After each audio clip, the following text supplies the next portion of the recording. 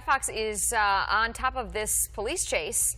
You see here involving this white truck. Here's the information. We know this is on Euclid and Imperial in National City. That's about all the information we have. We haven't even seen the police cars behind this guy yet, but we do know that they are pursuing this white pickup truck. Yeah, it looks like it could be a work truck of some sort because, not just a pickup truck, but also has those racks on the back. And like you said there, Jen, the Skyfox shot is in pretty tight, but we haven't seen any indication of police chasing. This guy's not driving particularly fast either. So maybe there isn't police right on his tail. Sometimes they do back off while the police chopper stays above and then kind of waits to see how it plays out. So it's not so much of a safety concern for other folks. But this guy's not driving more than what you'd expect him to drive in a residential neighborhood. Nevertheless, Skyfox and presumably the police chopper overhead. Yeah, and you bring a good point. He's not really driving all that erratically there. He kind of did the California stop, the roll through the stop sign there. Almost looks like he knows where he's going. Very strategic in the turns he's making. And Andrew, you brought up a good point. We're watching him from the air, and so is the police or sheriff's chopper, no doubt, watching him as well. As often, we obviously know that this is a neighborhood, right? So police are making a very specific decision not to chase this person because they don't want him to be speeding through neighborhoods. It's important to note the time. We're 20 minutes past the hour at 4 o'clock, a time when a lot of kids are getting out of school. They could be walking home, walking in the area. There we see one pedestrian. And so they do not want to make this person more erratic. Here we're looking, the chopper zooming out, and it looks like they have set up almost a blockade there. Well, certainly the guy has stopped. So he's stopped because there's that truck in front of right. him, which may just be an inadvertent situation. This is at Imperial and 66th, we're told. But it kind of appeared, was there police right behind him? That's what it appeared anyway with that wide shot. I may have been mistaken. We only saw it for a split second. We're also getting word this may be a stolen vehicle. No there confirmation he's picking up yet. some but, speed as well. That's correct. So if he does have the authorities on his tail at this point, that would make sense if he's picking up speed for the first time since we've been seeing him. But for the most part, he's been, there's a spike strip right there. So obviously they are in pursuit. So there's the police right there on the bottom one that he's passing now. He's on the wrong side of the road. They laid out spike strips unsuccessfully because he drove around it. There's another one and he went right over it. Right. So they're happy that they were able to get that spike strip down in front of his tires. We'll have to see how this plays out in short order because pretty quickly here he'll probably, if they got it cleanly, lose his front tires. He's on Imperial and 60th. We're told he's gone through 3 different San Diego County communities. He is in National City right now, which is just north of Chula Vista and maybe 3 or 4 miles south of the downtown area. Again, he's going through these neighborhoods, not really speeding through, but also not driving slowly, certainly. The 2 spike strips that were thrown down, one he did drive over, though I haven't seen any tires be popped yet. If this is a utility truck, oftentimes these trucks have pretty hefty tires, and so it may take 1 or 2 times driving over these spike strips for there to actually be some results in that one of the tires gets popped and he's unable to continue. But we've seen several blown stop signs at this point. Interesting, he's not getting on any freeways. The 5 freeway goes right along National City, and he is just staying in those side roads, at least to this point. He may indeed decide to change that up and pick up a freeway at some point. Kind of interesting. Police are trailing him. Obviously, they were there waiting for him with those spike strips, but there he goes. He kind of fishtailing out a little bit. The fact that he's not going particularly fast, you'd think that they'd have an opportunity if they need to use a pit maneuver or something to that effect, maybe when he's away from the houses. That'd probably make more sense. But nevertheless, he's not going particularly fast, so that gives them an opportunity to try something like that if they feel like they need to make that move at that point. But right now, they laid down those spike strips. He went around one, seemed to go over another, but they may not have gotten it cleanly. Again, we're being told that we think that this is a stolen vehicle. Whether or not that's why police first started chasing him in the first place, we don't know. We're seeing smoke there coming from the right front tire, which would indicate that that tire has indeed popped, and now he's going to start riding on the rim of that vehicle. But he is still going at a decent clip. I'm actually even surprised that they were able to lay the spike strips down, sort of anticipating his next move, as he is really weaving through these neighborhoods. Seems kind of like he knows where he's going, but then again, he could just be deciding random right turns and left turns to try and evade police capture. Look at the front right tire. That one's definitely flat. The back right one appears to be as well, but certainly the front right one is, you're seeing it's going to start dropping off pieces here pretty soon. And so that's going to hinder his ability to go. He is amazingly still able to go at a decent clip, considering the fact that he doesn't have much of a right tire on that flat tire. But right, there's police cops again. And he just went, well, Right. went around, and they don't have any weapons out, which is kind of interesting. You know, you never know what a person like this might be capable of, especially as they try to get away, considering the fact that, you know, sometimes they feel like they have nothing to lose, depending on the situation, as far as whether they might have, might be a suspect in another crime, or whether it's just a stolen vehicle. There they are. They're going to, we may try to see them stop this vehicle here, or maybe throw out those spike strips. Interesting that they still kind of, I'm surprised the technology hasn't developed more, that they really just take this strip and throw it out in front of the car and hope he runs over it, which we saw them do twice, one of which he obviously did run over, because we're seeing that right front tire be popped, and it looks like even the back front tire. Does his windshield look like he's putting something up in the front of the windshield that that might we just be can't that might see? just be the reflection. No, I think he's definitely putting something up. Looks like he just ran over yet another spike strip. It could be the glare, but it looked to me like he was almost trying to put up a sun shield to maybe block police from seeing inside. At this point, you always wonder, there you see that right front tire, man, that's going to be on the rim here very shortly.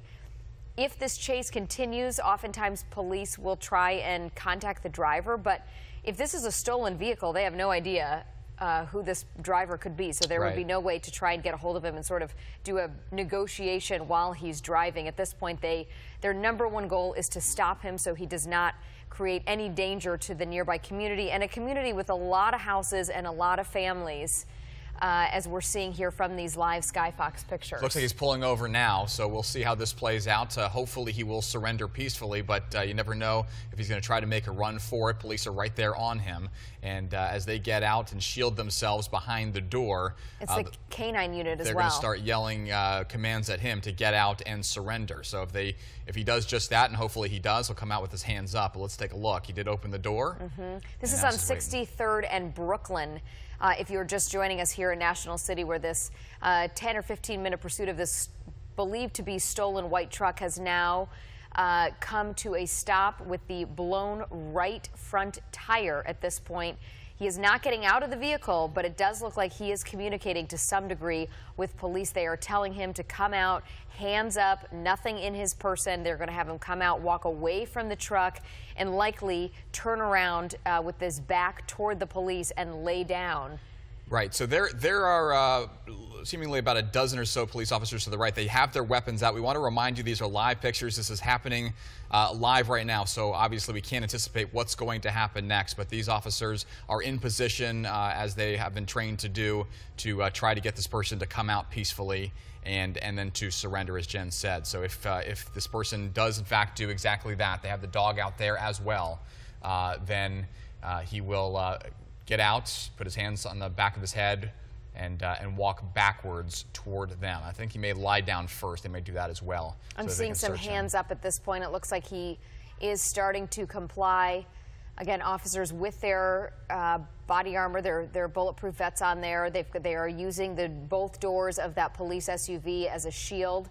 Presumably this is National City Police. There also could be San Diego Police and sheriffs. Looks like something was fired right there. Did we just see that burst of smoke? Not sure what that was. Okay. Not sure what that was, but it did appear that there was some sort of something to that effect. On the top Again, of they the do car. have the canine out, which sometimes we do see that they'll release the canine. I think there could be two people in the car. Looks like there could be someone in the passenger side as well as on the driver's side. Again, they're continuing to try to talk. Looks like they're bringing the dog away from that SUV, kind of bottom right part of your screen. Again, these live pictures from National City. I'm sorry, Encanto. So the pursuit has moved into Encanto, 63rd and Brooklyn. Okay, something's being Shots fired are being fired, into guys. there. Shots are being fired. Yeah, we're going to probably let's keep watching here. We may, again, these are live pictures that almost look like smoke bombs being thrown. There's movement in the driver's seat. Into that cab of that. I'm sorry, the front part of the truck there, as they are again trying to get this person to surrender. Right, that's their ultimate goal Right. So you here. have to think about the safety of the officers too. Now look at the top right part of your screen. Other shots being fired. But they're like. Okay, maybe pepper balls, and that's. That may be the case. The top right part of your screen may be where it's coming from as well. So they may Right. be trying to kind of force them out. A non-lethal option to try and get that person to surrender and not be able to have any defensive movement, so they can come in, put him in cuffs. And again, if there is someone in the passenger side, that's how we knew it was likely pepper balls or some type of debilitating spray, because we saw those like puffs of, obviously now we know it was the pepper balls, the smoke there. I've never seen that live on television where they're firing into the cab. I'm kind of surprised, but that would make sense. Obviously they don't want to fire on someone unless absolutely necessary. This person came out with a gun, pointed at them or pointed at somebody else. But again, this person still now in the truck has refused to get out.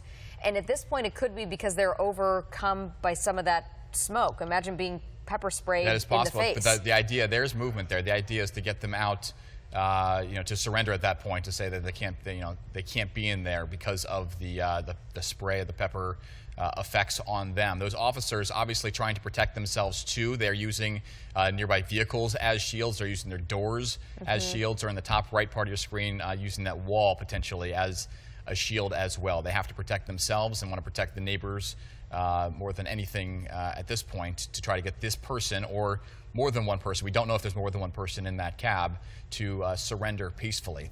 They opened the door. I was going to say, I saw the door starting to open. And then they closed it right back up. There has been movement, nevertheless, since these, what we was assumed to be pepper ball sprays to go in there, there continued to be movement in the cab. This is National City Police, we believe, leading the investigation as this chase started. There's more pepper balls. This chase started in National City. It's now ended in Encanto. Police believe the driver stole this white utility truck. Interesting to note, by the way, watch for that, because of the wind, that the smoke, I don't know if it's coming right back on those officers or not, but it could potentially have an effect on them too. There's still movement in that cab. Again, Sky Fox zooming in as much as it can in providing us really great coverage, but also knowing that, again, this is all live. You see more of those pepper balls coming into the front of the cab. This person refusing to get out. Again, we don't know if there is someone in the passenger side. I thought I saw some significant movement on the passenger side, but we do not know if there is somebody else in that vehicle. Look, he's rifling around with something.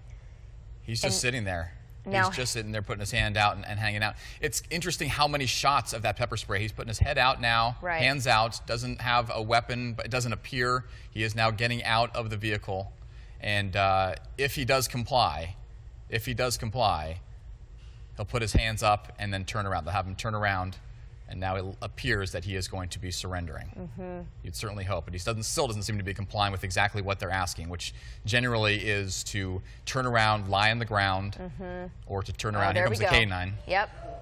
That K9 wants to take him down. He is clearly trying to fight it off. Look at that. That's one way to end that situation quickly. They come in with a fire extinguisher, too, to potentially see if there's anything in that vehicle. But that dog is doing its job and ending this situation without it potentially getting worse. Obviously, this guy was not complying with what the officers were asking. Right. Even to the point where he got out, it wouldn't turn around. And we knew that. We have no audio of it, but because the police are so diligent in how they handle each of these situations, and Andrew and I have covered enough of them, that is standard protocol. You get someone out of the car and you tell them to turn around, get on the ground, hands up. They need to know that this person isn't a threat. And even though he didn't appear to have a weapon, the fact that he was standing there, almost staring them down, they felt like there was a threat there, and so they released that K9 as a way to not only take him down, but even distract him, allowing the officers then to surround him, get him on the ground, get him in cuffs, as you see there, and end this situation relatively peacefully in the sense that no one was fatally hurt, and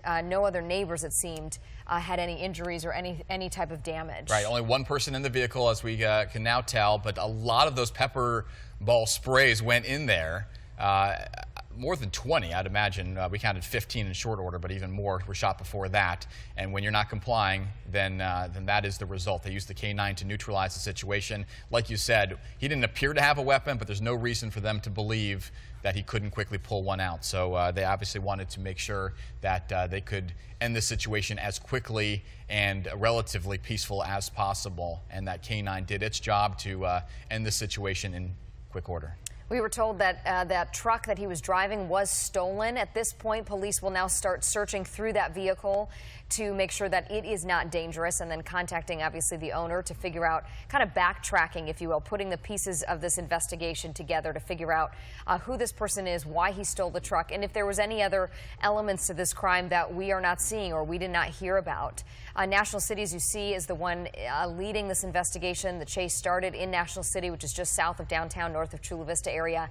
And the guy took police on about a 15-minute chase, more in neighborhoods, nothing of high speed, nothing all that erratic. I mean, he was blowing through some stop signs, but nothing that would indicate that he was on a tear, if you will, through the city. That said, he was doing this at a time that was where a lot of families are out and about. It's still light outside. It's 20 minutes past 4 o'clock, and kids were getting out of school. And so that was a real big concern as police were hanging back, really not trying to prompt this guy to go any faster than he already was in an effort to try to protect the public. One thing I noticed that was interesting too was he almost seemed like he was circling, because we saw the same, it would appear to be the same officers again and again who kind of were hanging out in the same spot waiting to see his next move, and he kind of came back around and back around.